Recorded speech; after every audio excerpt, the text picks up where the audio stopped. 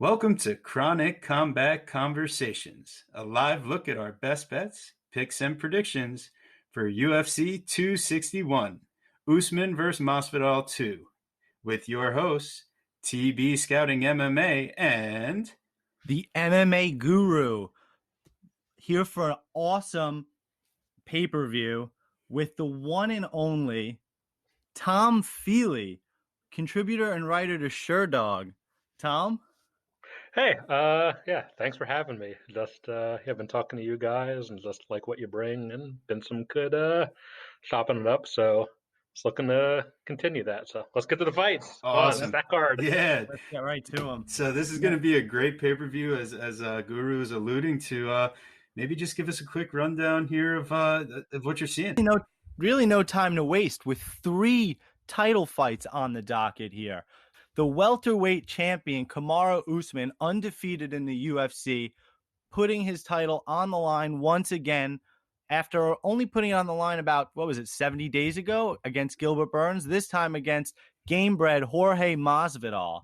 The other 2 fights, Zhang Wei Li taking on Rose Namajunas for the strawweight title, and Valentina Shevchenko making yet another defense of her flyweight title against Jessica Andrade in her second fight in the weight division.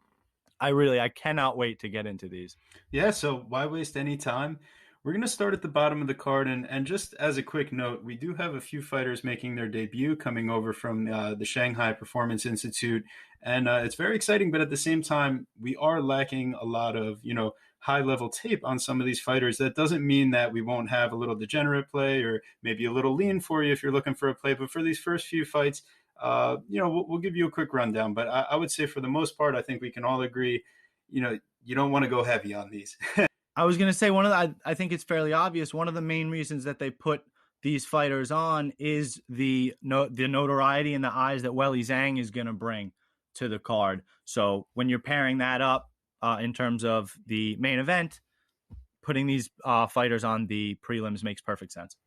Leading us off, Liang Na, making her UFC debut, like we said, from this is our first of the debutantes from the Shanghai Performance Institute versus Ariane Carnelossi, who showed a little something in her debut against Angela Hill. I think this could end up being a little bit of a tough fight, and whoever kind of gets their pace here, might dictate it in the strawweight division. And as of right now, we have the line at -200 for Carnelossi and +168 for Liang making her debut. Any thoughts here from you guys? Yeah, so I was able to look up some film on like some of these the 3 new Chinese fighters. For Tape Study Hack, one way to find a lot of stuff is to search for their names in the Chinese characters. That also helps with Russian fighters. So I was able to find some stuff on Na. She did have a fight in Bellator against Juliana Velasquez, where she mostly got outclassed. Otherwise, unlike some of the other fighters, where I was able to find like a few things, but they're relatively recent. There was a decent amount of stuff out there on Na, but nothing really past 2018. Pretty much she's just a straight get taken down, go for arm bars, triangle chokes, stuff like that. Carnelossi is just more or less a tank, kind of like even like a less technical Jessica Andrade. She is jacked. Yeah. And just like the one thing, Angela Hill outclassed her, but she had at least show hey, she will get punched in the face and she will just keep coming. She belongs. Durable. Yeah. So I think she's probably just going to grind this out against Na. A submission reliant fighter is like a really low percentage chance, and as I'll get into with the 2 guys, I'll just talk about like Chinese MMA trying to translate as a whole. It's come a long ways away for if you guys watch Tough China in 2014, it is not good at all. So the fact that they're able to crank out some pretty decent athletes from and it's pretty decent fighters from the Chinese scene is super impressive from where it was 6-7 years ago. But I put China in the same category as I put Australia, Mexico, some of these other circuits where, some good fighters come out of there. But my big question is basically they're fighters who like can get by with basically just being able to do a little bit of wrestling, a little bit of grappling. So that's the part where I'm not sure if that's going to translate to UFC level. Right. So part of what you touched on that I found kind of interesting, and something that I saw in the wiki capping, was that what's her face? Obviously Lang, who's coming from China, has not fought a high level of competition, and while she has 3 straight first round finishes, we alluded to that Carnelasi's a tank. Yeah. So I don't necessarily see Liang getting an early finish. And then when you go the other way, I'm not really sure where Carnelasi would get a finish. She's while she gets the KOs, it doesn't look like they're via crazy knockout power. It seems to come over volume. Yep. So that leads me, just based on what I'm seeing price wise, I just thought it was interesting. Over 2.5 plus 150. So they're not thinking that this fight goes the distance, and I'm not really sure why. I mean, you can get the fight to start round 3 minus 112. Yeah. And I guess like Mr. Feely was talking about, Carmelasi probably grinding it out. If you do like that thought, Carmelasi by decision plus 270. That seems so that sounds so greasy. That's crazy to me. Like I would say, the thing is, like, not at least in my mind is so unproven that like, hey, Carnelasi could just get that, win by attrition. Even though I'm picking Carnelasi to win, I like in general I wouldn't bet her something. The thing that stuck out to me was Na by a submission at plus 500 as just a.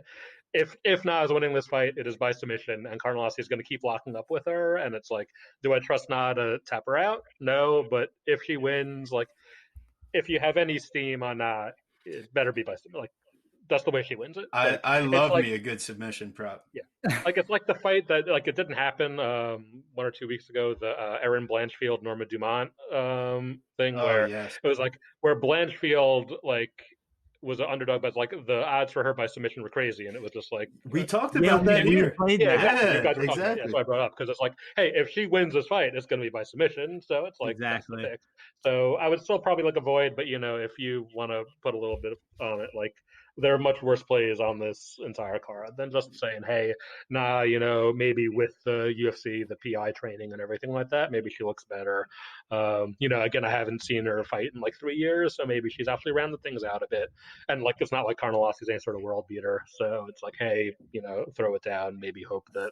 This is certainly the lower level of MMA, so that's why we're unless TV has anything else to add, we're ready to move right along. Yeah, I'm ready to move along because I'm just gonna stay away. And to our next fight here. So now, if you read this in straight American terms, it's Aori Kilang, but it's Er Shilang when you want to pronounce it correctly. So Shilang is going to and it's all combined into one name. So it's Er Shilang. And he's going to be fighting Dana White Contender Series opponent, making his debut, Jeff Molina. So, right here, once again, we don't have a lot of high-level tape for both of these guys, although I will say watching back Molina's, performance on Contender Series, very exciting. So we have a flyweight fight, and when you look at the line, we have that Molina is at minus 108, and Shilang is also at minus 108. So pick a side, find your side, and throw your life savings on it, right? No. Once again, I'm going to stay away. I'm staying away from this fight. I'm staying away from this fight. If I had to pick, I do lean Molina. I lean Molina because he trains with James Krause. I do. I think that a couple of these, at least one of these Chinese prospects is not going to win, right? There's no way they go 3-0. So I think that this is a pretty fair chance for Molina to get his victory here and spoil that debut. Realistically, either fighter by decision is probably the prop bet if you have to bet it, and you can get them pretty juicy. So that's it. Yeah, I'd stay for me. Yeah, I'd stay away entirely, just because Ari Xinglang, and I'm sorry I butchered that probably. That's fine. Yeah, just there's very little out there on him. Basically, like one entire fight I was able to find on a video that played for me pretty choppy. So it was hard to kind of get an idea of okay, parts of this look good, but how's his overall game? And also like on tape that isn't high quality, it's hard to tell how much of an athlete he's gonna. How much of that translates? Molina, I like. I think he's like at least as of right now, still pretty raw, more exciting than good. So I mean, if Ari Lang's more of an athlete. It's like, okay, I could see him, knocking him out or tapping now, so I wouldn't even touch the decision part of things.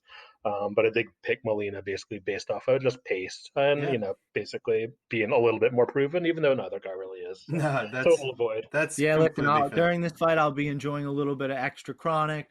I'll be sipping a little bit extra of that Jameson. You got to get lubed up for the rest. I'll be making sure my bets are straight for the rest of the evening. I will not be betting this fight.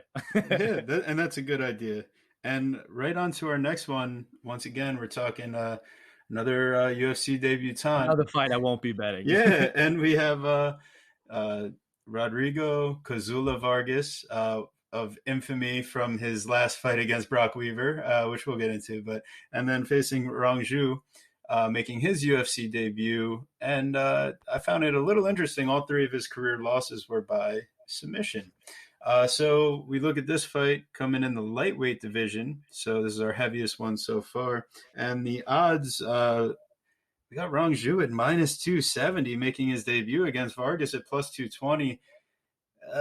Yeah. I mean, just your face. I mean, your face puts me on Vargas, and that's the whole point. It's like, first off, again, I'm not betting anything. Right. But if you were to bet it, Rong has not done anything right to make you feel like you should put any money on him. That's bad, right? That's a bad. That was pretty bad. Sorry, dude. Listen, he's extremely talented. I'm extremely excited to see him. The dude has 20 pro fights. He's only 21 years old. The sky is the limit for this kid. But I'm not paying top dollar I'm not putting him in a parlay. I'm not playing him. Maybe the over 1.5, just because again, I think Vargas is, that, tough Mexican warrior. And again, Rong is so young that how is he going to get that early finish? I don't know. Again, Vargas to me looks like a perfect guy to ruin your parlay. Like Rong is a shit in the apple pie kind of guy. Yeah, he's just too juicy. Yeah, the price is too high. Yeah, I would not touch this basically for all the reasons said. Vargas is kind of the guy I was talking about where, hey, he was on a circuit that didn't have a lot of good wrestlers and he was the one guy who could do some wrestling. And that's basically like, and we saw like in his UFC debut, like not even at that high level. Against Weaver, obviously got himself disqualified, but even then he was starting to get tired doing that game. So Rong Zhu, is the thing where I don't know how good his wrestling is. So it's like, okay, Vargas could just be able to take him down. Like Rong Zhu is a good wrestler for the Chinese scene. I have no idea how that goes against Vargas, and so. But on the other hand, I can't really trust Vargas because Vargas both gets tired and cannot get himself. Isn't he old as shit too? Yeah, he's 35. He's definitely a veteran. Yeah. He's 35, and Rong Zhu is 21. I did look at Rong Zhu by knockout, but I think those odds were only plus one. It was either plus or minus 120. I was like, okay, that's totally not worth it. Even that. Yeah, you get something spicy on that. It's like, okay, of the three debuting Chinese prospects, Rong Zhu is the best. I think the best of the three pretty clearly, but also he's in lightweight, which is a much deeper division. So it's I do have some questions, and this could be something where hey, if he comes out, starts the first takedown, knocks the guy out, it's okay, now I'm gonna start getting excited. Right? No, exactly. So I think you just hit the nail on the head. This is a fight to learn from. This is you take out your notepad and you take notes. So next time you have a much better understanding of what we're looking at. If he was a narrow favorite, it might be worth throwing something, but at what he's on, there's just no value here. And like I talked about, loving a submission prop. So the one thing that kind of stood out to me when Vargas decides to wrestle against, Weaver, here he is leaving his neck just all the way available. So I was like, oh man, if anything, Rong Zhu by submission plus 500, but it's am I just going to bet submission on every fight on this card? I got to chill out probably. So Yeah, so let's get right Let's along move to the right next one. along. And we actually have UFC tape on both of these fighters. So maybe, a little bit more of a lean here. We got Dana Bakkarel versus Kevin Natividad. Bakkarel has a few fights in the UFC now too, and Natividad has one. So we have a little bit of a sample size here. This fight is going to be in the bantamweight division. And when we look at the odds, it actually is a little bit interesting because Becquerel is minus 196 and Natividad plus 164. I know knockouts stay in people's minds, a little bit of recency bias.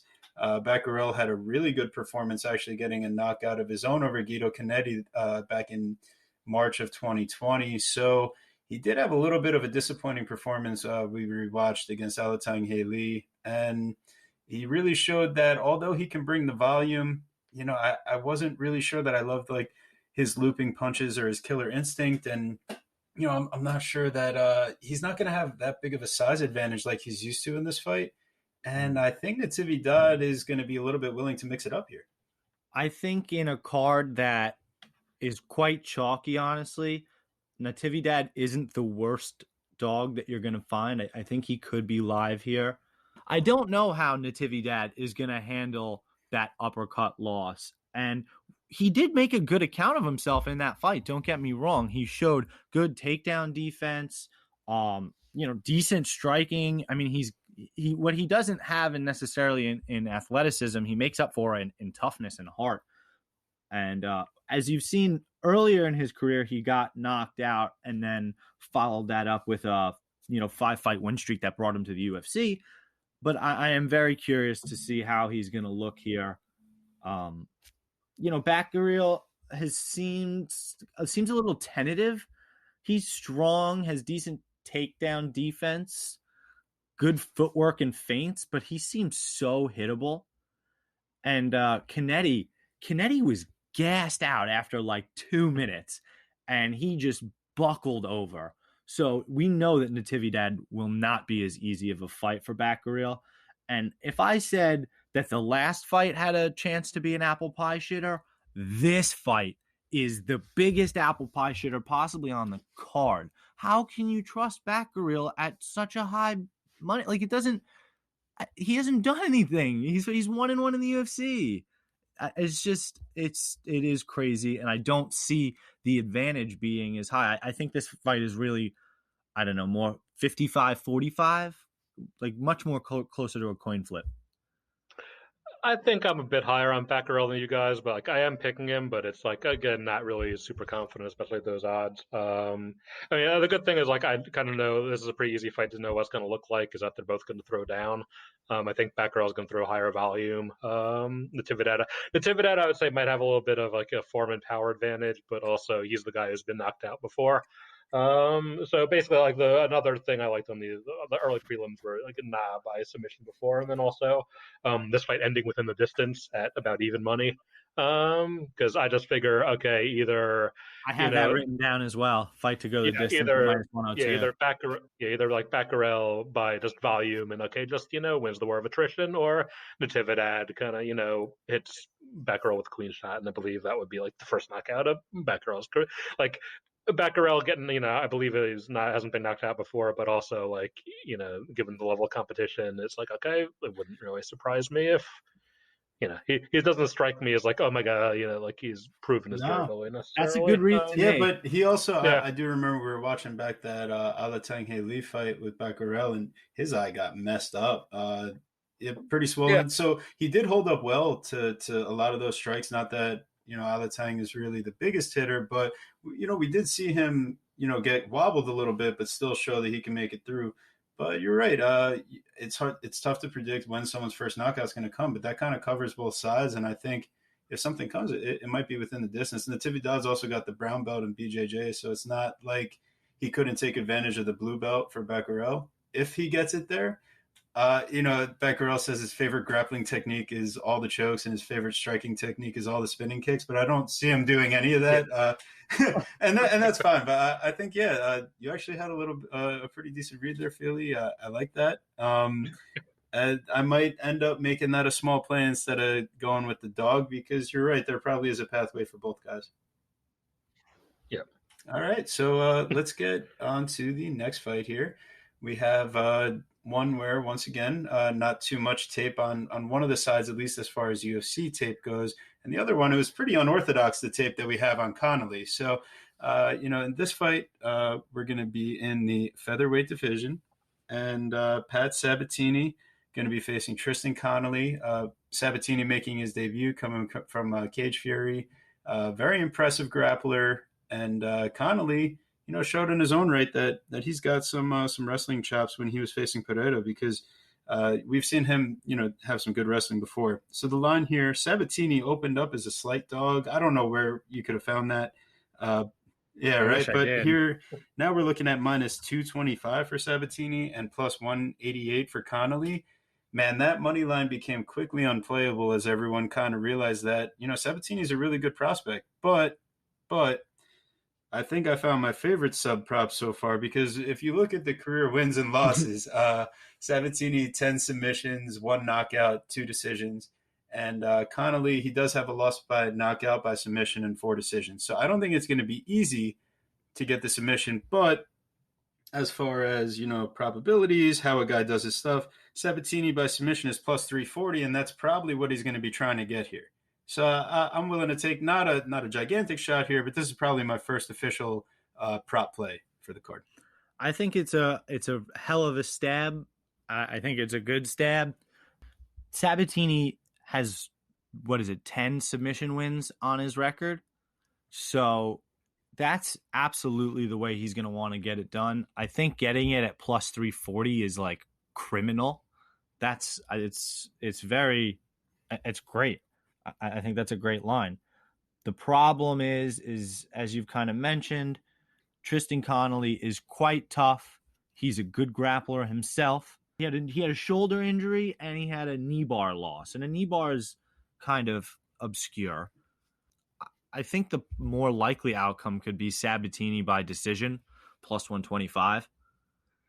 And but like I said, I don't hate the play. I feel like every fight is over, is decision, is chalk. It's tough. This is a weird card. This one, just because, Sabatini, for the reason you guys covered, like solid prospect, I like a submission game and everything, but this is like a total avoid for me just because Connolly is like the big thing about Connolly, like Western Canada is one of the hardest places, just the promotions there to find tape on, and going into the Pereira fight, like there's basically like no decent film on Connolly, just all highlights. So he had to go over like mediocre record, a guy fighting up a weight class, like he's probably got his head kicked off in this. Then you have the Pereira fight, which like I don't really know what to do with that because he's Pereira's such a weird opponent, and it's like Connolly still got tired, but Pereira got more tired because he was doing his Pereira shit.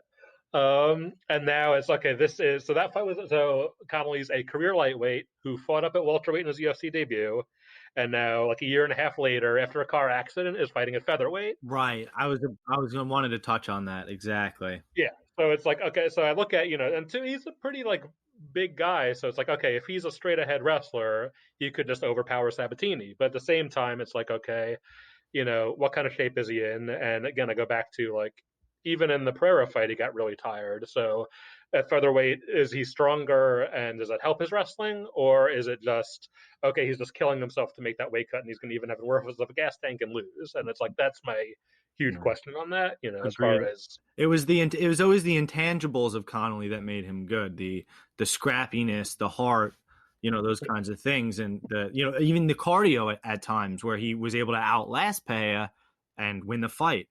Like you said, an injury from a car accident, a year and a half later, a year and a half older. Yeah.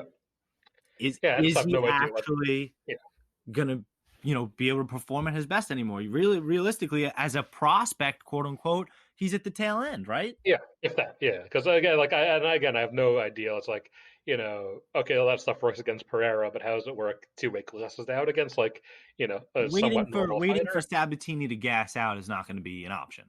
But if this weight cut, it's like, hey, Connolly's weight cut goes really well, and hey, he's okay with the car, and it's like, and he's like the larger, more powerful guy. It's like, hey, if he just out wrestles, Sabatini for 3 rounds. Not only was I just so impressed with with Sabatini's high level of jiu-jitsu, just how high paced he was, and just how good his takedowns were, and of course how good his jiu-jitsu was. The one thing that I did not like about his game was that he was too willing to pull guard and accept, takedowns, but that's kind of to be expected when you're rolling for ankle locks and knee bars from the bottom.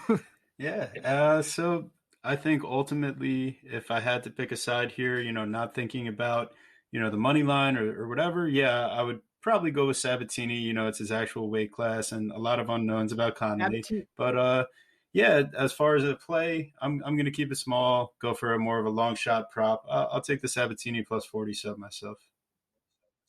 yeah, and Feely, you passed, right?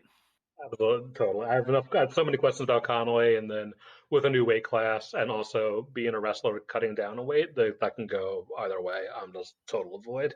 Yeah, it could Probably be my it biggest could be a avoid on the card. Like, yeah, All right. Well, let's get down to fair a enough. fight where we have a lot to dig into. We got Carl Robertson, Baby K, facing Brendan Allen here, middleweight fight. And this fight is actually going to be pretty competitive, based on what I'm seeing here on tape, and also based off of the line. We have Brendan Allen at minus 158 and Robertson, coming in the underdog at plus 134. I think the biggest question of this fight is where does it play out? Because I think it's kind of obvious from what we've seen, at least, who could control, Robertson will be in the stand up, Allen might be in the grappling. I'm just curious where we do end up. I think that's a great question, and I think it is the one, if you can answer it, it will ultimately decide who wins this fight. Robertson, the former Glory kickboxer, obviously has the advantage on the feet. Brendan Allen, former wrestling background, really enjoys his wrestling and grappling, So I the problem I've seen with Allen and his game is, especially like you see it in the Strickland fight, he kind of fell in love with his hands, and he pays dearly for it. A 39% striking defense is quite abysmal. So if he can take Carl Robertson down and lay Carl on his back, then for sure. But something I believe you pointed out to me, TB, is that Allen, the supposed grappler, only goes for, what is it, like 2 takedowns or so every 15 He minutes? goes for a little over 3 and lands 1.17.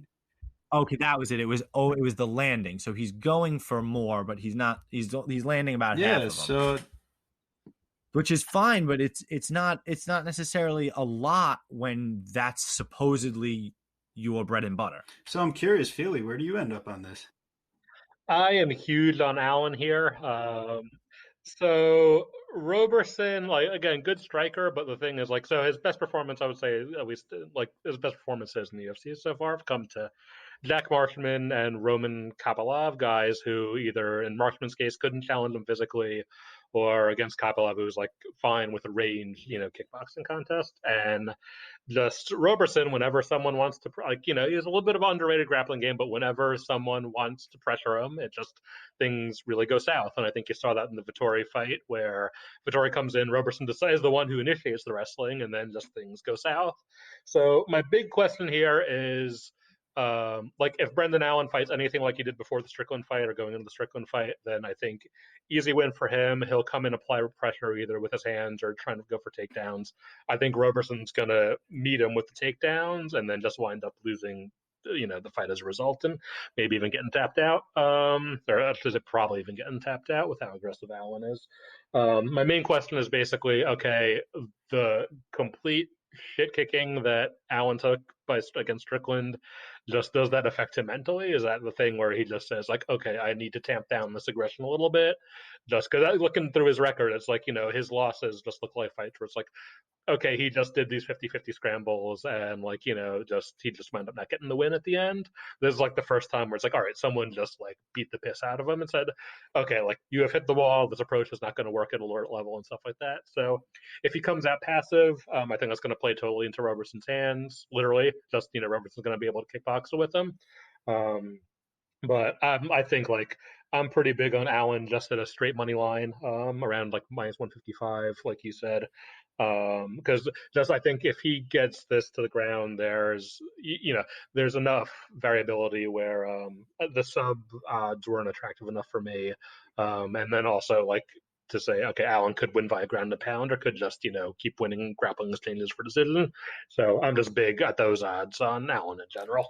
TB? That makes a lot of sense. So for me, I actually found myself leaning the other way. So I'm just, it was interesting to me to go through, the statistics you can't spend too much time looking at. But Robertson, like you said, he does initiate some grappling, actually averages 1 takedown per 15 and at 20% better accuracy than Allen. But like we talked about, the level of competition and the athleticism advantages he had, those aren't going to be as present in this fight. He is giving up an inch of height, an inch of reach. But I do like that Robertson's the southpaw.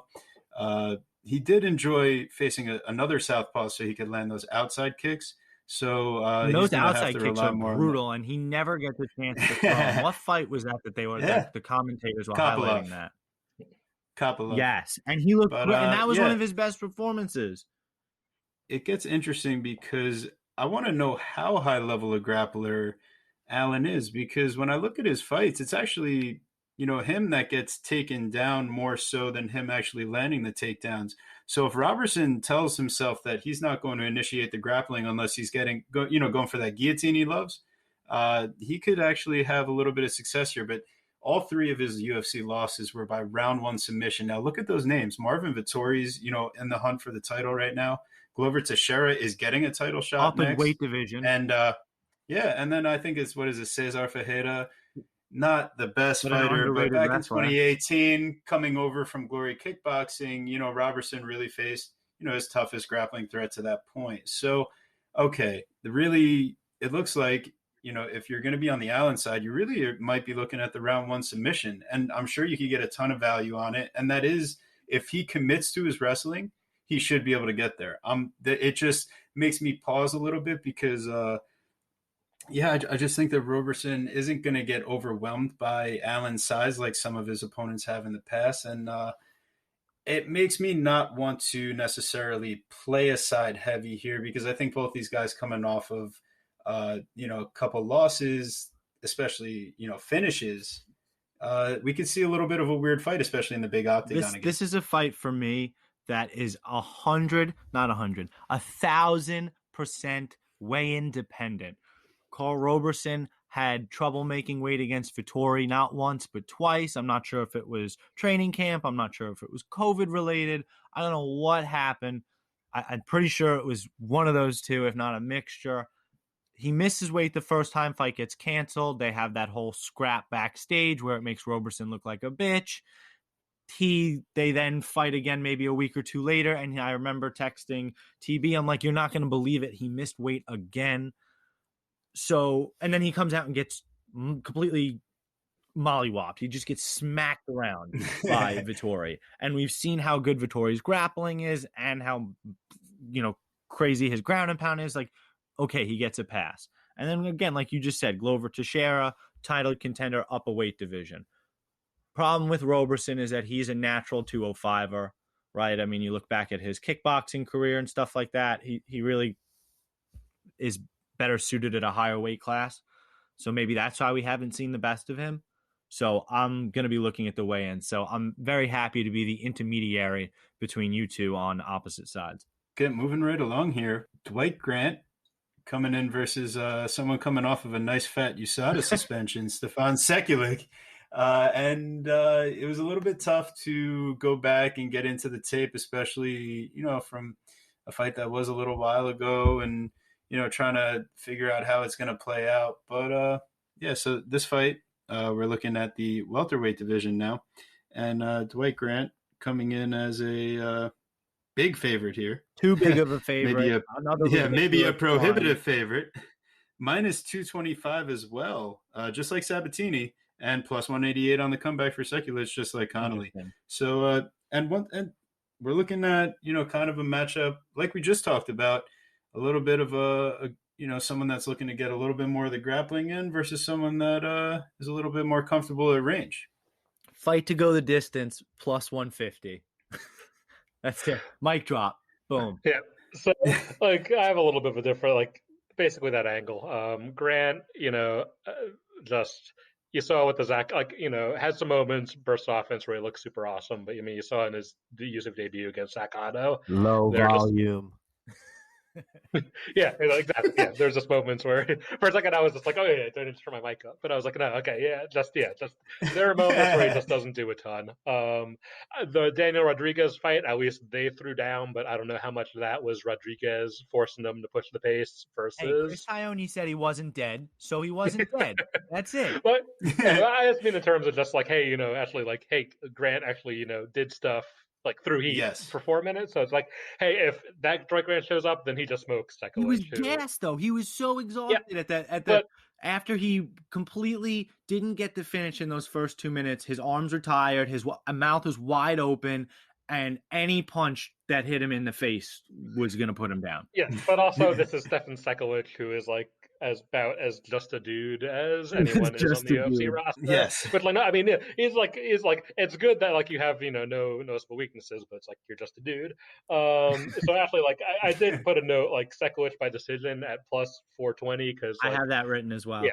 He does look pretty durable, so it's like, hey, if Dwight Grant just decides not to do anything, like Dwight Grant could just win a decision still by hitting like the biggest punch of every minute of the fight. But decision is plus 330. This just has greasy judges bullshit written all over it, parlay buster written all over it. I like the over 2.5 or fight to go the distance. Like you're. yeah, Listen, coming off a suspension, coming off that juice, are you getting George's downhill vibes here? I think this is a parlay killer. Oh my god. Ultimately, listen, I'm sure I might end up making a degenerate play here at some point, but this fight, the line that it's priced at, and just how can you know where these guys are at specifically? I got to stay away from this one. Moving right along. Yeah, nice and easy. So here we get into a really interesting fight. This is the second booking for Alex Cowboy Oliveira and Randy Brown. This fight going to be taking place in the welterweight division, and the odds right now, once again, a little bit interesting. Oliveira, the veteran, plus 128, and Randy Brown coming off a pretty brutal knockout loss at minus 152. Now, you face Vicente Luque, what can you expect? Brutal things are probably to follow, and you can't really fault Randy Brown for that fight too much because he did show a little bit of toughness early on before he really got worn down. But those legs are just so susceptible to those kicks, man. He's a boxer, heavy on that leg, and Luque just ate him up. I think he got a knockdown with a leg kick, essentially. And, yeah, it's a little bit tough to completely trust either guy here. But Oliveira, to me, when I'm watching him, at least these days, it seems like he's doing a lot to not get hit rather than trying to put the hurt on his opponent. Until a guy like Sabato, who's one fight away from retirement, gets a little hurt and, the dog's taken out of him, then Oliveira pours on the pressure as the fight goes on. But I don't really see him setting that pace early, and I think Brown might have his way. Another fight for me that is completely and utterly way independent. You have no idea what you're getting with Charles Oliveira, a complete wild card.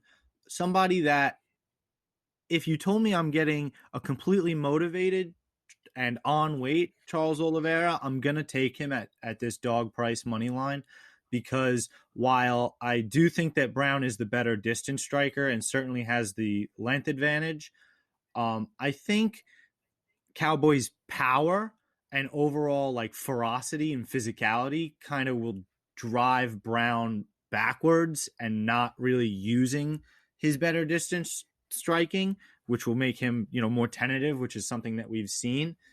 And, Brown doesn't necessarily have any sort of elite takedown defense, and Cowboy, going back to that ferocity, how many takedowns does he get per 15? It's high. When was the last time Brown has faced somebody with that high of a grappling tendency? Well, Oliveira lands 2.41 per 15 minutes. I think Brown is actually very tricky when you get on top of him because his limbs are so long. I think it could be difficult if Oliveira tries to push the grappling pace, and he is probably going to want to do this from distance, but he's giving up The a other lot of problem reach. with pushing the pace, especially with grappling, and then we're going to hand it to Tom, is Cowboys' cardio has also been quite suspect. So I think that there's a flyer on Brown at sub plus 600. I don't think that that's another terrible sub flyer. But Feely, what do you think, man?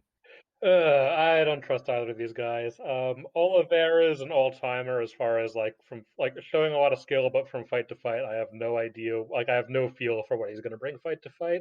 Sometimes he pressures, sometimes he bullies, sometimes he just is a range striker, sometimes he just doesn't show up at all. Like sometimes he has knockout power, sometimes he just and then Brown reminds me of like because like so this was the first fight I looked at for this card, and the main event was the last fight for I looked at for the last card, Whitaker Gastelum, and like Gastelum and Brown, at least in my mind, have the same thing for me in terms of like Gaston had like the Adesanya performance, and it's like the rest of his career is just like chasing that one best performance of his career. And with Randy Brown, I look the same thing when it comes to his fight against Brian Barberena, where it was like, okay, this is like what we wanted from you all along. You turn the corner, you're a really sharp range striker, you're just picking this guy off, and it looks really awesome. And then just both before and after that, just the same sort of like this is all not working as well as it should, and just just kind of that. Like even like getting that win over Warley Alves, it was like that was just a complete mess. And then like both guys just doing the wrong thing until Warley Alves did the wrong thing that got him tapped out. He gassed, and I mean, it was just that was again another crazy instance where I'm not sure that like I'm not sure how many times that really happens. Yeah, exactly. Like yeah, so it's like I'm kind of shocked that Brown is the favorite just because I think like the clearest dynamic here to take over a fight is Oliveira just being able to bully Brown down, even though he can't do much. Like I don't know how much he can do if he gets him there. And that's what you just said. Like if I could just encapsulate that and put it in my pocket and just hold it. I mean, that's exactly what exactly what brought me to Oliveira money line way independent. Because if I can get him, with no street, like what's the word I'm looking for? No, nothing else attached to it. Just him straight up. Just go out there and win. And if I could get that at plus money with him looking good, looking very good, I get to decide. Yeah. Otherwise, yeah. I mean, I had written down like as a flyer maybe Oliveira by sub at plus 650, but it's like even then, just kind of like again, let's all right, like everything you say is true, but even if he looks good, it's like he could just walk in the cage and be like, I'm just going to range kickbox with Randy Brown and then go to like a shitty decision that can go either way. And it's like, I had like Oliveira, especially like starting like his UFC debut was like okay against Gilbert Burns, like all right, he's showing some really good striking, and then all of a sudden he's like like out who was he out wrestling like then he's out wrestling like James Mutasri and stuff like that, and just fight by fight, you have no idea what he's going to go for. And then like the fight after that, he's getting out wrestled by like Ryan LaFleur, and then all of a sudden he knocks Ryan LaFleur out. So I'm like, okay, round by round, like fight by fight, I have no idea. Even though this guy has a lot of talent, I have no idea what he brings. And then then that was even before his stuff was starting, like him getting hit by like a hand grenade on New Year's Eve and stuff. And it's just like some of the crazy stuff from his personal life. So it's like, all right, I just have. But then I have no trust in what he brings to the cage at any moment, basically. Yeah, so ultimately, it doesn't feel like a fight I'm trying to lay one of my best bets on. And if anything, yeah, let's see how they look and all that. But Oliveira is not outside of just not showing up. just taking the show up. He will take the show money and phone this in, no problem. Yeah. Again, how many fights has that Cowboy had canceled? Like a couple now. I really think that he's itching to get in the octagon and actually have a legitimate performance. Okay. All right, and that's fair, and I'm glad that you have a little bit of a stronger feeling here, you guys, because this or at least Guru, but yeah, it is going to be tough to trust either guy, and at that point, yeah, you got to look at the dog odds. So let's get on to our main card here. I think that this fight here might be one of my best as far as kind of going against the grain on the line. So we have Anthony Smith coming in versus Jimmy Crute in the light heavyweight division. And Crute's money line is shot up a little bit here because, now we were looking at minus 205. It was at minus 225. I just saw it drop to minus 215, and here we are again, now back down to minus 205. I think once it got a little too wide, people are starting to throw a little something on Anthony Smith here. Smith 9-6 in his UFC career. Crute 4-1 had that kind of embarrassing submission loss to Serkinov, given that he really should have gotten the finish there.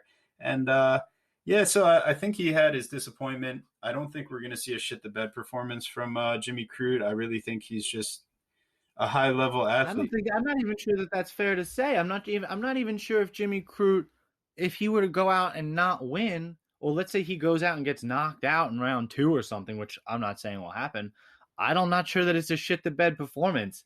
Anthony Smith is, and that's kind of where the line has maybe been a bit disrespectful.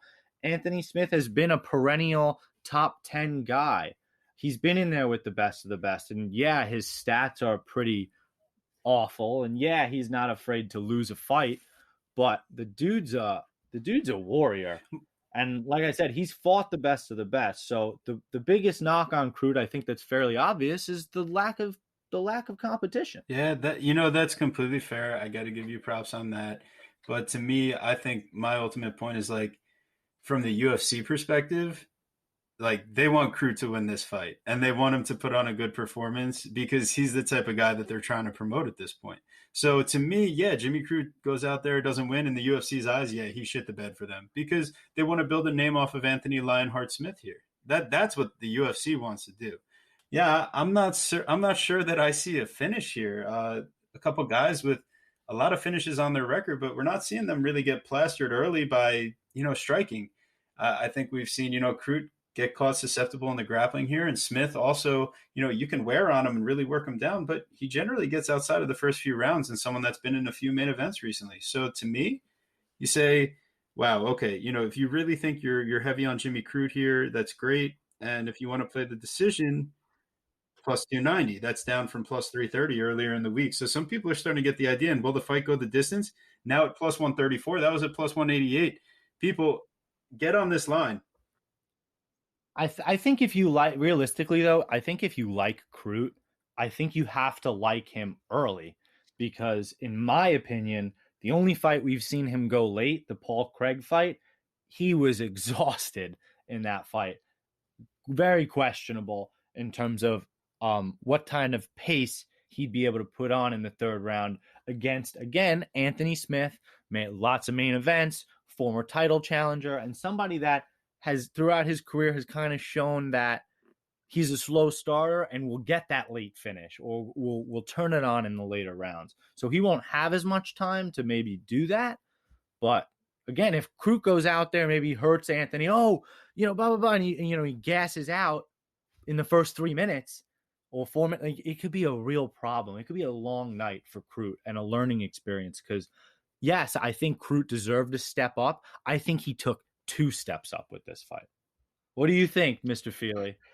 Yeah, I'm more on your side. I think when it comes to so Jimmy Crute's one of those guys where it's like it's taken me a while to be like, okay, like you're actually good, because it's like what I call like kind of in my head the Edmund Shabazian effect, where like Shabazian came in, it's like okay, like you're managed by Ronda Rousey and stuff like that, and it's like okay, like you're gonna get like the easy path basically, but Shabazian, even with his last loss and stuff like that, it wound up being a really good prospect.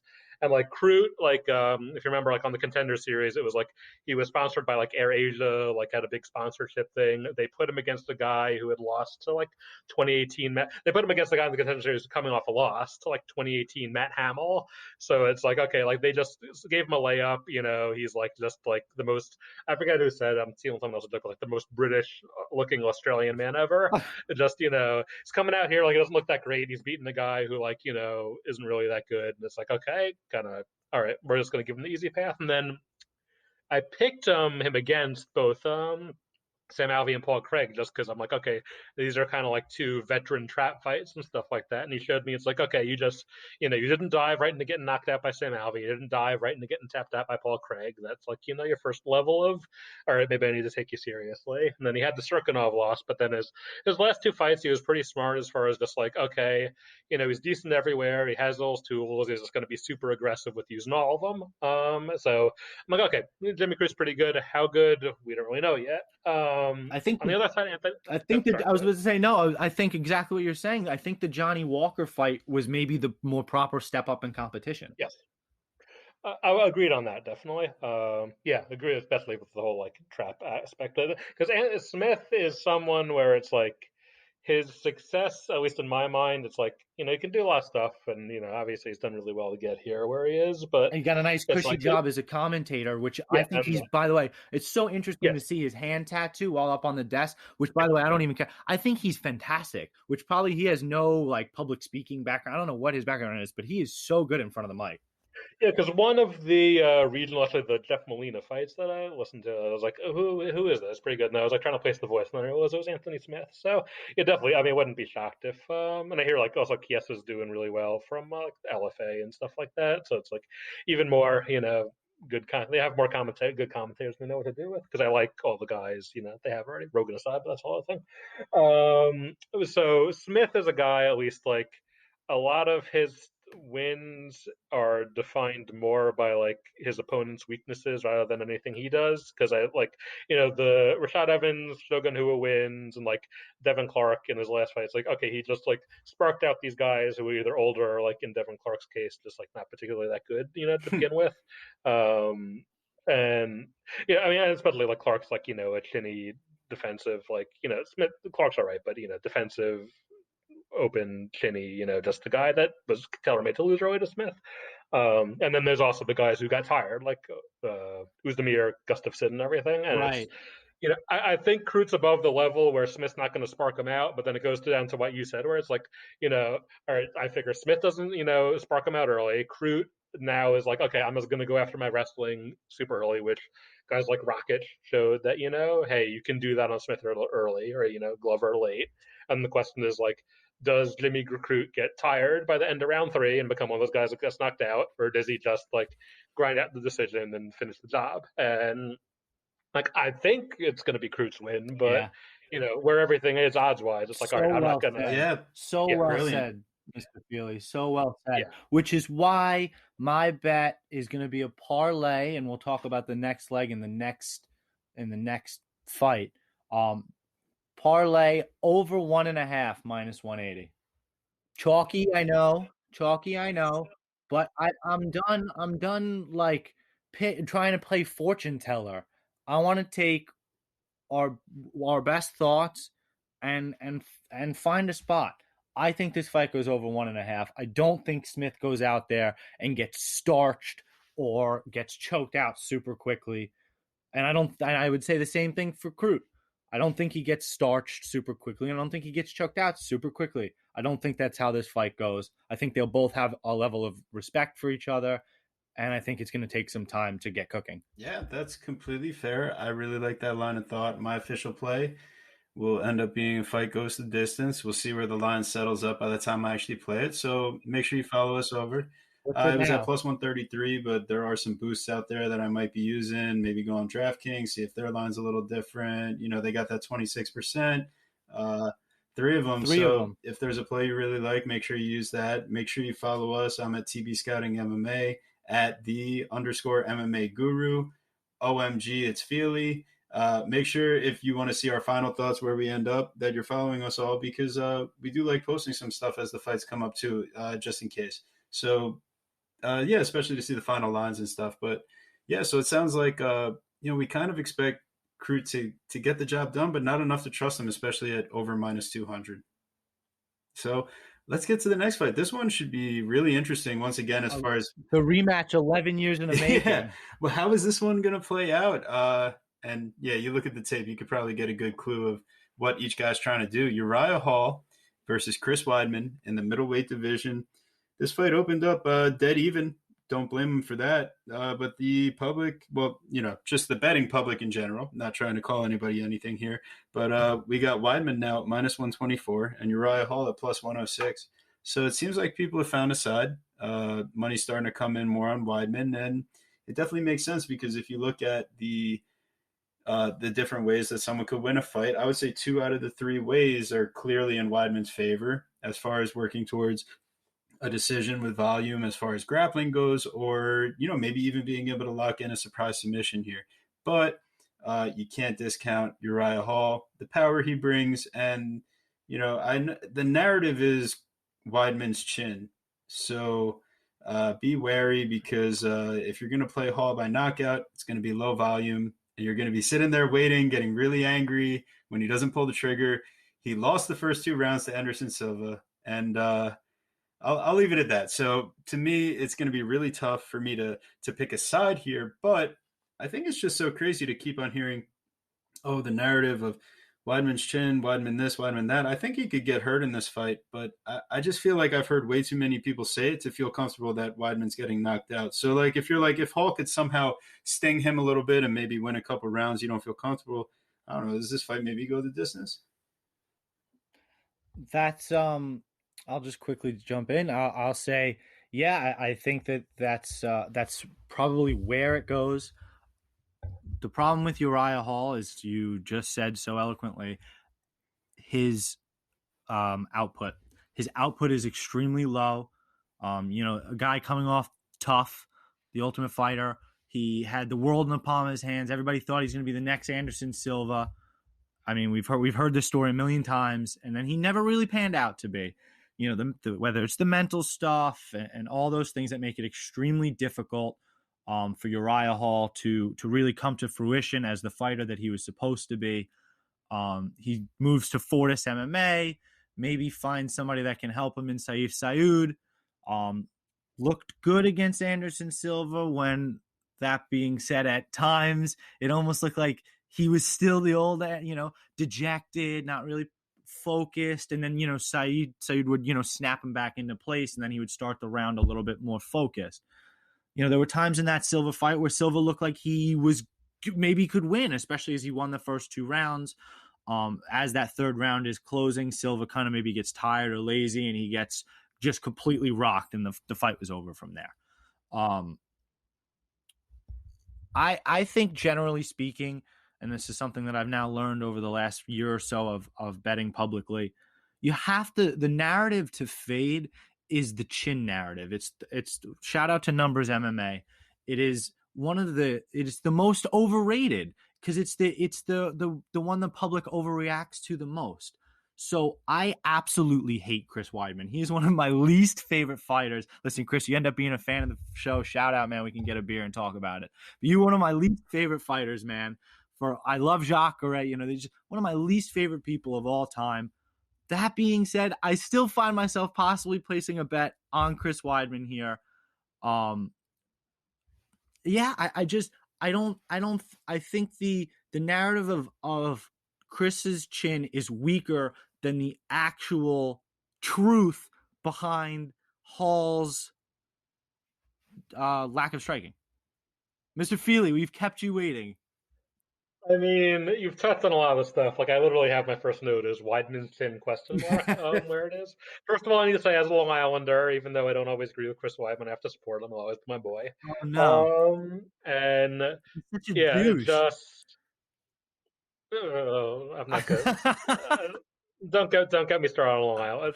He's not got that Long Island attitude. I get it. He's a cool guy. I really like Matt Sarah a lot too, and some people think he's a douche. So Matt Sarah is anyway.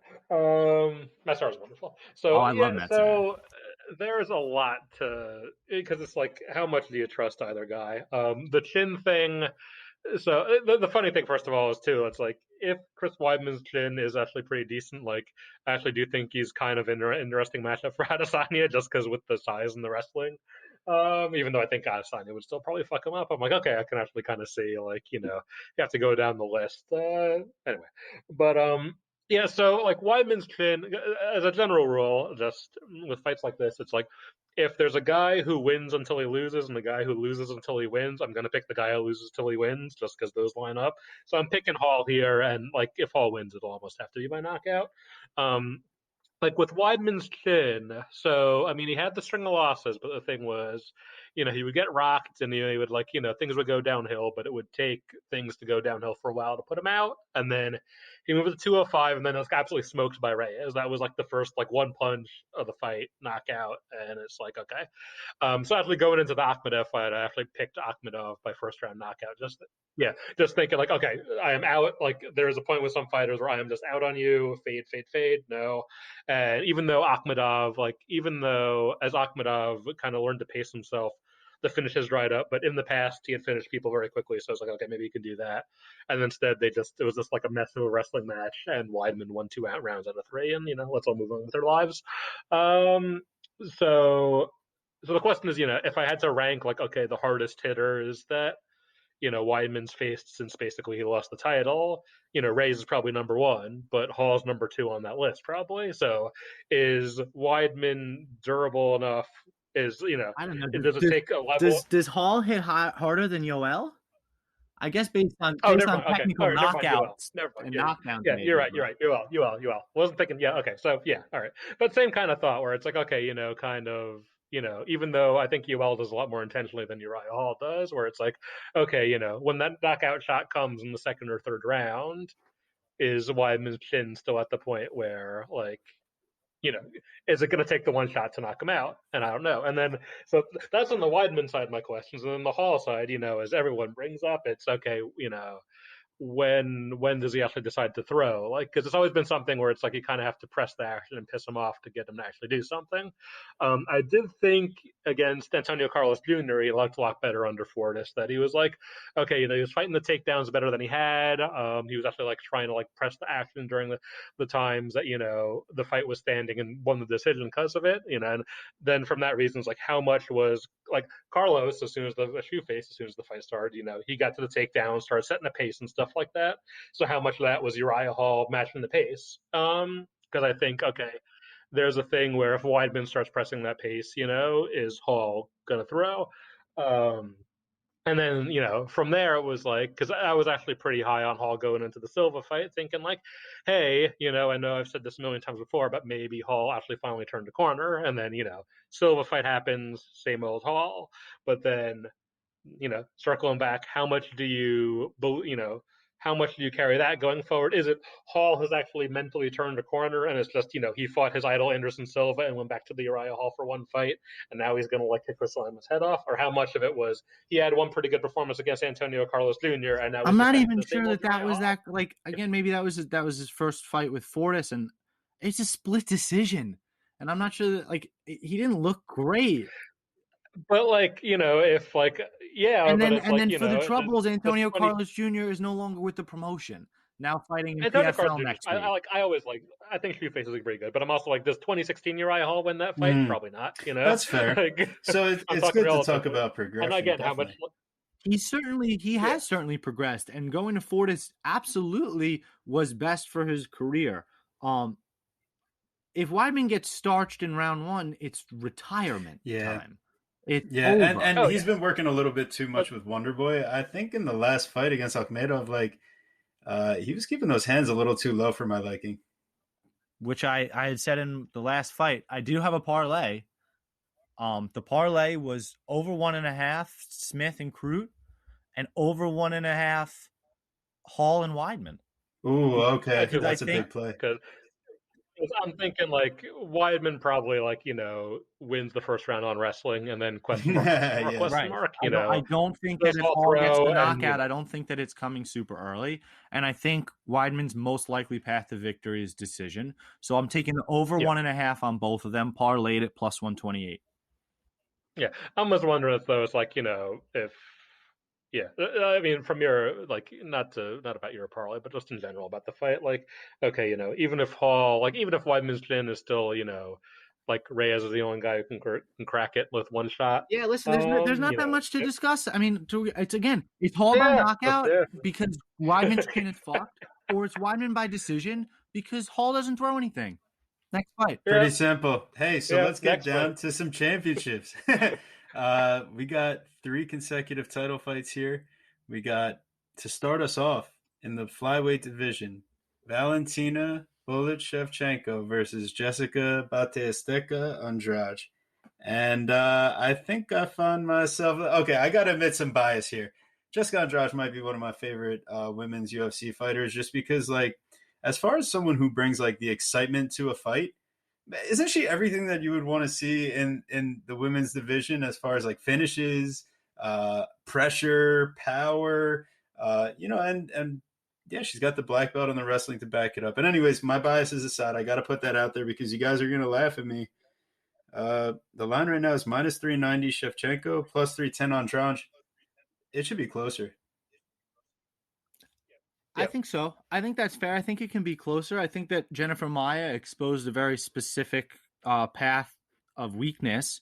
And I think that if Andrade fights her absolute best, she could possibly expose that. Yeah. So to me, I see this being. I really didn't like how Shevchenko reacted to the physicality of Maya in the clinch. That really opened my eyes. I'm sitting there holding a parlay with Shevchenko and sweating my balls off in the second round because she initiates the clinch and Maya gets her, turns her around, and is holding her up against the cage. And Shevchenko thinks, all right, I'm just going to get her with a trip. She comes off the cage, goes to throw the trip, and then she's the one falling on her ass and getting controlled for the next 3-4 minutes of the round. And to me, what I see there is Shevchenko. She not that she was like freaking out or anything. She looked a little nervous there, and I know I was nervous about how the rest of that fight was about to go and play out. However, Jennifer Maia never had been in a 5-round UFC fight before. Jennifer Maia barely was able to make weight for all of her fights leading up to there. And Jennifer Maia, as impressive as she was in that performance, especially in that second round, she's not Jessica Andrade. Andrade is one of, like I said, my bias, one of the most exciting women's fighters out there. And I just think that she could bring a level of physicality, brute toughness. And, I don't think she's going to have a poor weight cut like it was when she flew over to China to defend her belt against Zhang. I think we are going to see a focused, dedicated, first face off. I love the little smirk she had on. Like, I think she knows something. I think she knows she's not going to want to feel that power. And I'm crazy. I'm going to be playing on Josh. Feely? So, like the Maya fight does this make a lot more interesting because, like, the thing, like Shevchenko's secret weapon, the whole time is, she gets advertised as like, the precise kickboxer and stuff, which she is, but on the feet she can be very slow paced, and so like the big, like Shevchenko's thing is all about like control and precision almost to a fault, I would say. Like, anyway, but it's like the secret weapon, like, at the end of the day, what she always wants to do, kind of even going back to her UFC debut against Sarah Kaufman, is to wrestle. Like, she's a really strong wrestler, clinch fighter. And, it was kind of somewhat 50-50, or she could tire herself out, or, have to rely on submissions against Juliana Pena at 135. But at 125, it's okay, she can just bully everyone. That was fine. So the Maya fight was the first one where, I picked Shevchenko pretty easily just because I'm like, all right, Maya loves to go with the clinch. No one beats Shevchenko at 125 in the clinch. There you go. And then, over 5 rounds that held out. But, like I said, the second round and, the beginning parts of that Maya fight were just like, okay, this is really crazy to see because the first time, Shevchenko really feels like she's losing control of the fight because like the losses to Nunez and stuff, a lot of it was, she just didn't pull the trigger enough. It wasn't that, she was actively losing. Um, but it's like Andrade is just so, like, I just have questions about how that's going to work over 5 rounds is the thing. I mean, the first thing, there's the striking thing of that. It's going to be really interesting because Andrade's going to make Shevchenko work at a pace. But then the same thing is, is there the off chance? Like, I think it would take a round or two for this to happen. I don't think like Shevchenko would just like immediately knock Andrade out like Zhang did.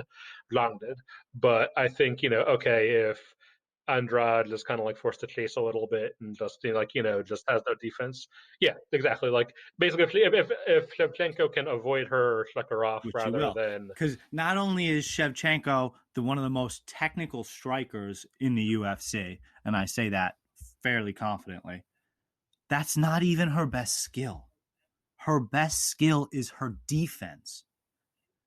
You can't hit her. She's so good at the defensive striking. When you see Shevchenko, she lands 10% more accurately than her opponents. And that's with the very conservative, picking her shots, only throwing when she wants to throw. Andrade, while throwing twice as many strikes per fight, is only outlanding her opponents by 1%. So all that striking, all that blitzing forward leaves her just as open. Not good. Then you tell me I get 5 rounds with one of the most defensive strikers we've seen since like John Jones. And I can have Shevchenko at one of the best prices we've seen her in recent fights. And then you look at what the line is building, what Vegas is building. Vegas has fight to go the distance plus 122. Plus 122 for the fight to go the distance. So what does that mean? Does that mean that Andrade is getting some sort of freak KO? That prop is plus 600. That would be a flash knockout. That would be crazy. To me, what I think I like is Shev by KO plus 200. I think that Shev can get the finish here. We've seen Andrade finished very quickly by Weili Zhang in China. We know that was kind of crazy in 40 seconds. But she's also been finished by Raquel Pennington and Marion Reneau, albeit by submission. But she's been finished. And she's also been finished by Liz Carmouche, albeit in 2013. UFC debut. But we've seen her lose in the UFC. And we haven't seen her fight somebody like Shevchenko. And kind of what Feely was saying, it makes me kind of think about it. Shevchenko fought and put on incredible fights against Amanda Nunes. Do we think that Jessica Andrade could fight Amanda Nunes? Size-wise, stature-wise, anything-wise? Really? Because my answer is no. They're never making that fight ever. So if that's the case, if A equals B and B equals C, but A doesn't equal, it's like there's something missing. How about 5 inches of reach? Maybe that's what's missing. I'm on Shevchenko here. I like because on the feet, like my concern is like I think obviously Shevchenko is going to get the better of things there. My concern is more that she stays evasive and rides out the decision rather than hits that one big head kick, highlight reel knockout. Because I do think Shevchenko is somewhat like overrated as a knockout artist just because of her own sort of. I was actually waiting to get in on that. Yeah. So like, the interesting thing to me is because my one thing that would even maybe bet on this is just on that Andrade by KO bet at plus. That's because it's plus 600, and that's the only way Andrade is going to win. She's going to win in an instant. So like the clinch is the thing that really interests me because I think even though I think in terms of sheer horsepower, Andrade might have more than Maya, but I'm just thinking in terms of technique and also just like the size and the height and everything like that, that Andrade is such a tank. Like, is she going to be, I think she might have to rely more on just like slams and something like that than rather than actually getting like overall control. The other really interesting thing that I think it was UTB that brought up on Twitter, talking to Schwan Humes, is the body work is that's something where because the thing is, basically, I always have to come down on Shevchenko here because the formula is kind of Andrade can only win this in an instant, and another thing that's Shevchenko's secret weapon is that she appears to be just super durable. I haven't even seen her get close to being rocked ever. Obviously, technically, I don't know how many people are even in that position, but even at 135, there's really been no sense that she'd get finished at any time. Not to say that Andrade can't drop her on her head or anything, but I'm wondering, it's okay, if let's say Shevchenko doesn't get that knockout and just Andrade at least makes her work over 3 or 4 rounds, something like that. Could she just lay in enough body work that either hey, she can turn the tide, or just hit one big hit to the liver or something like that as a great equalizer? So I don't think it's going to be a clean knockout. I'd be surprised if Andrade could pick her up and slam her. I don't think there's really much chance of a submission on either side. But I don't think Andrade by knockouts particularly likely or anything like that. But hey, with some good body work at plus 600 odds, that might be worth throwing something down on. Like you said about Shevchenko and the power, the only real knockout she got off of a single strike was Jessica Ai in the UFC. The other one is Chookagian, where she gets 3 takedowns and just ends up crucifix and finishing her out by the 3rd round. But I mean, I just thought it was interesting in terms of what Vegas seemed to be tipping their hand towards. I actually do have another parlay here I think that I really like. So it's Shevchenko by KO or decision. It's one of those double chances. So it's Shevchenko by KO or decision, and it's parlayed to the next. All right. And hey, I'm not putting down $50 or $100 or anything crazy here, but hey, maybe 10, $20 on Andrade. Just taking a little flyer here, and I'm gonna have some fun. I'm admitting one of my favorite fighters. So let's see how it goes. Let's get on. Yeah. Second title fight. We got Zhang Weili versus Rose Namajunas, strawweight division. And I got a little feeling here that something might happen if we see Shevchenko and Zhang Weili both win their fights. But I guess we'll visit that as we go on. But yeah, so this fight pretty interesting as far as the line goes. Weili just keeps on getting bigger favorite, but I hear a lot of people on the Rose side.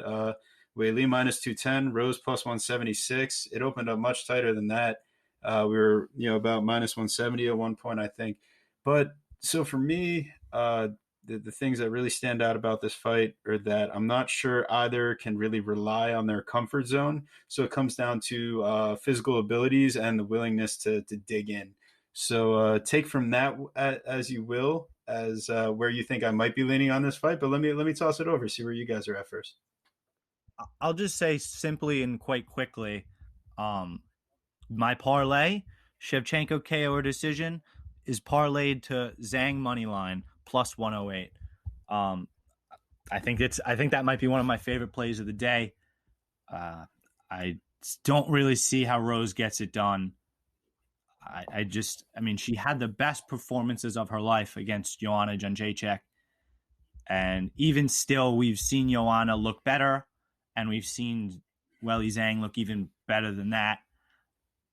I don't know if that sounds super casual of me to say, but I don't know.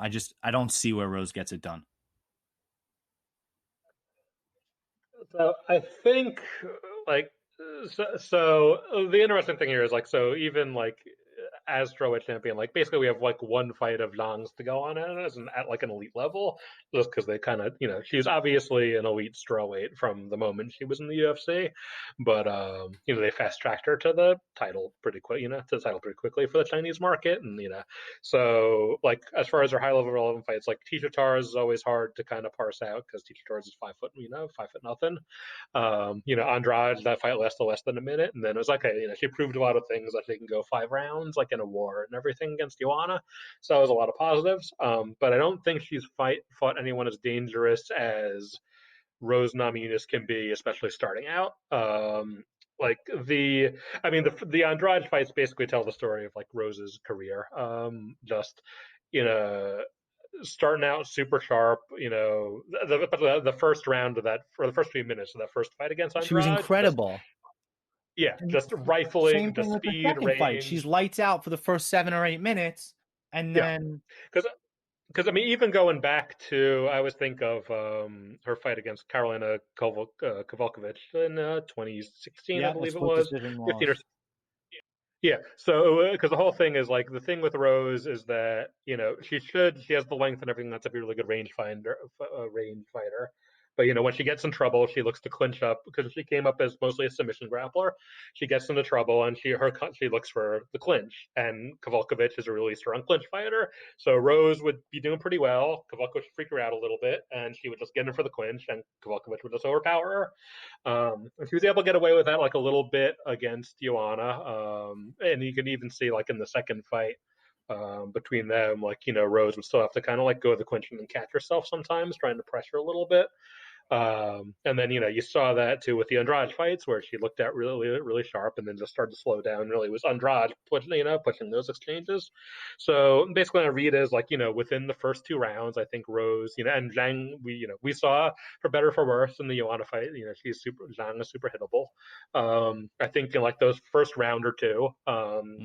Rose is going to be able to tee off on her, but then Zhang, looks pretty durable, has is both willing to pressure and is a fucking tank of an athlete. Yeah. And just I think over time, it's going to wear on, she's going to wear Namajunas down, wear Rose if down. If that second Jessica Andrade fight was 5 rounds like it was scheduled to be, exactly.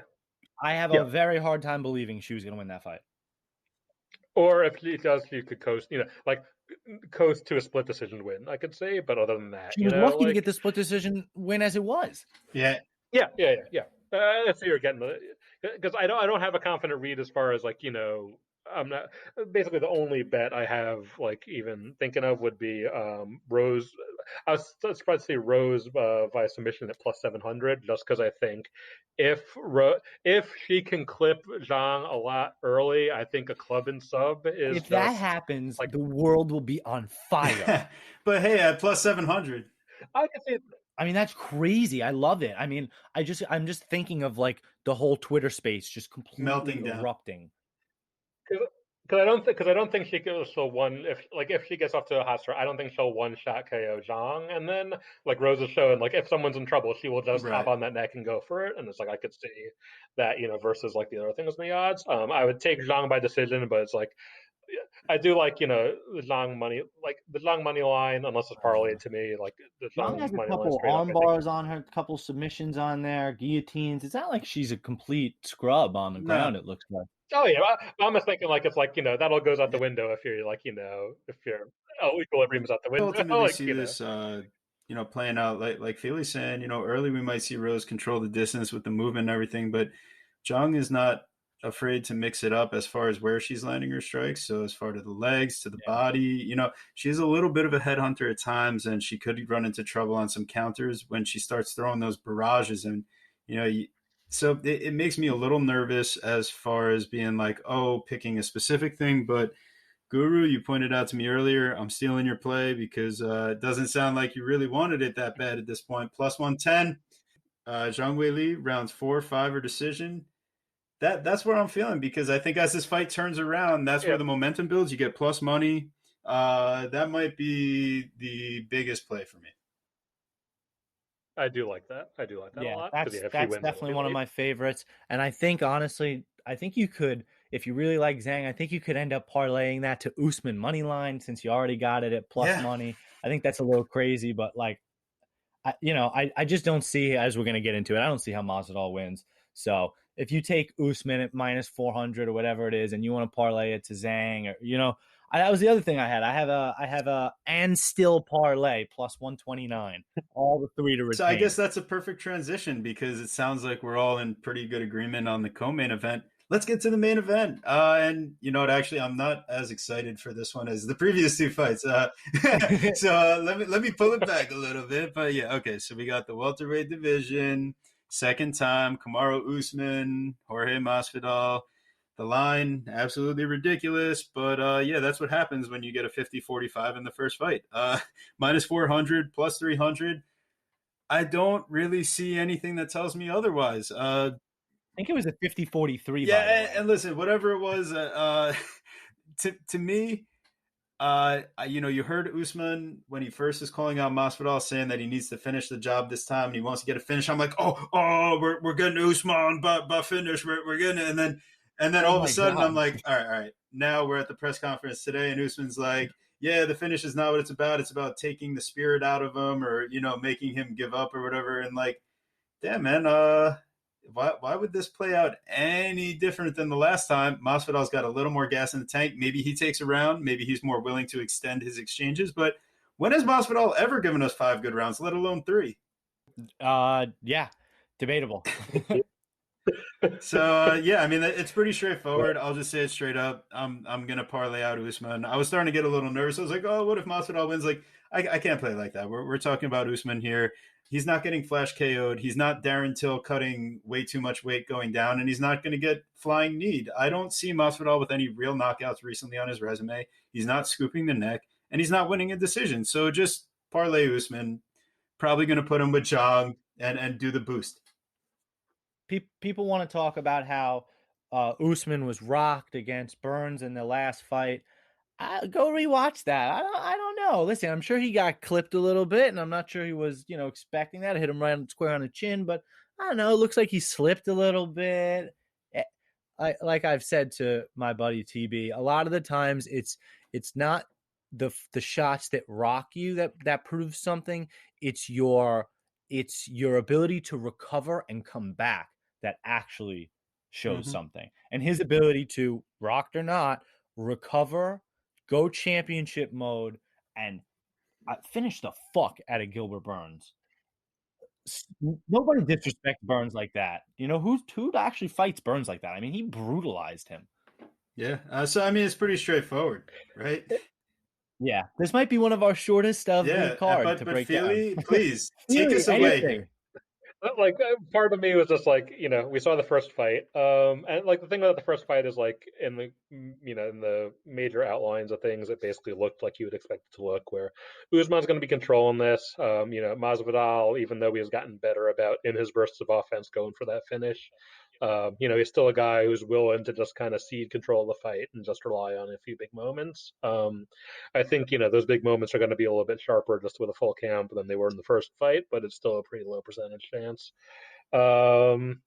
Yeah, just it's just kind of we saw it. I do think the fact that I think even coming up as a prospect, the whole thing of like, Usman's an uncomfortable striker can be knocked out was kind of overrated. It was a little bit kind of the Khabib thing of like, hey, if you need to find a way to beat this guy, this is what we can come up with. I do think the fact that, the Burns, first round being what it was, at least brought a little bit more drama. Like, maybe brought a little more drama to that fight, this fight, just as far as like, hey, hey, you can get rocked a little bit, and Masvidal has like a little bit more finishing instinct than Burns, but not anything I would pick. I was surprised Usman just by a decision straight up was as low as -130.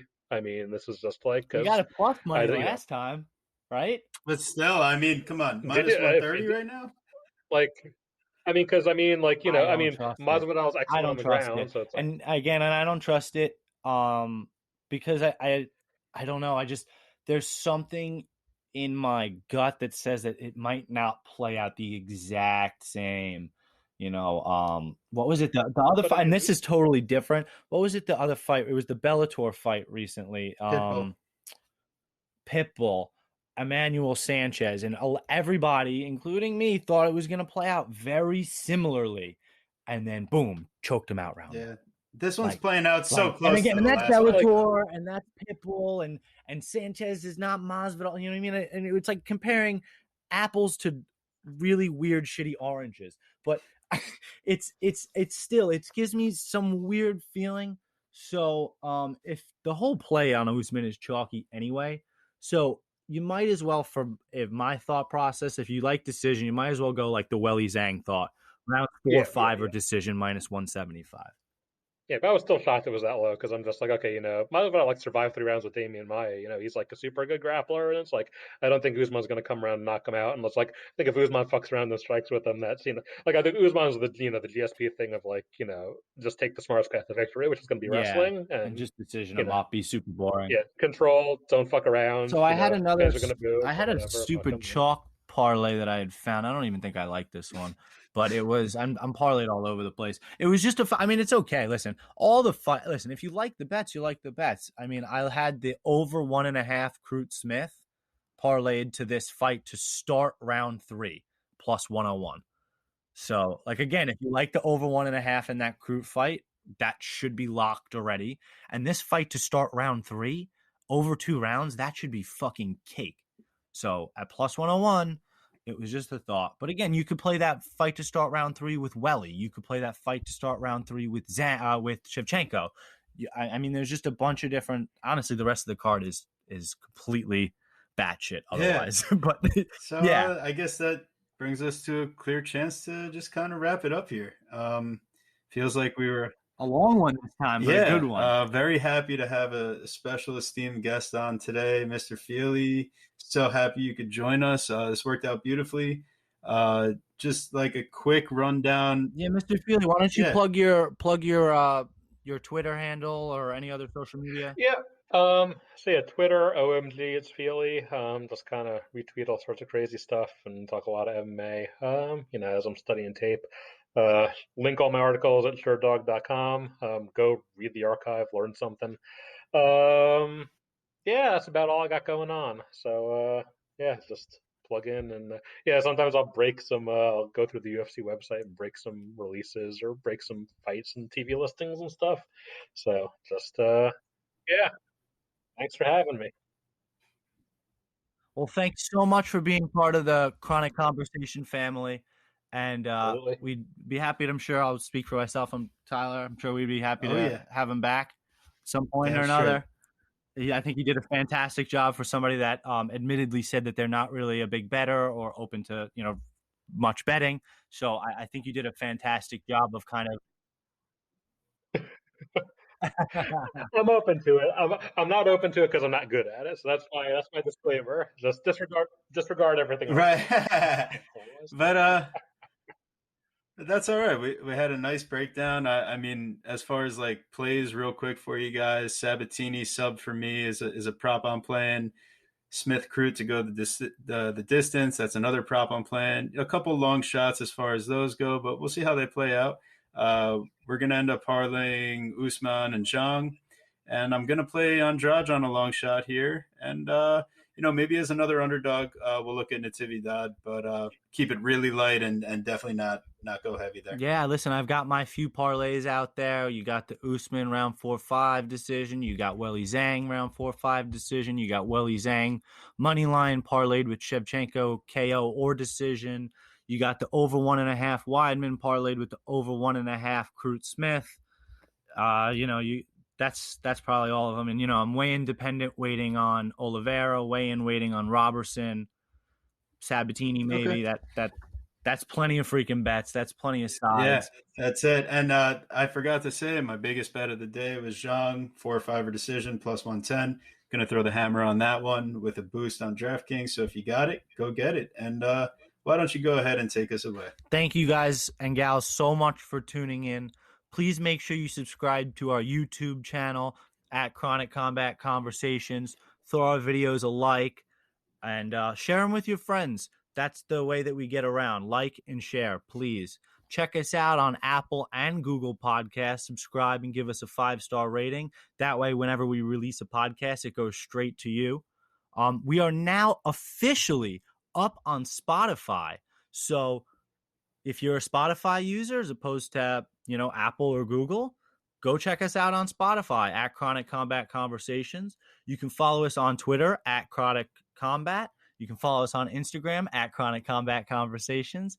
You can follow my awesome co-host, TB Scouting MMA, on Instagram, Twitter, Verdict, and Tapology. And for the time being, you can find me, _MMA Guru, on Instagram, Twitter, Verdict, and Tapology.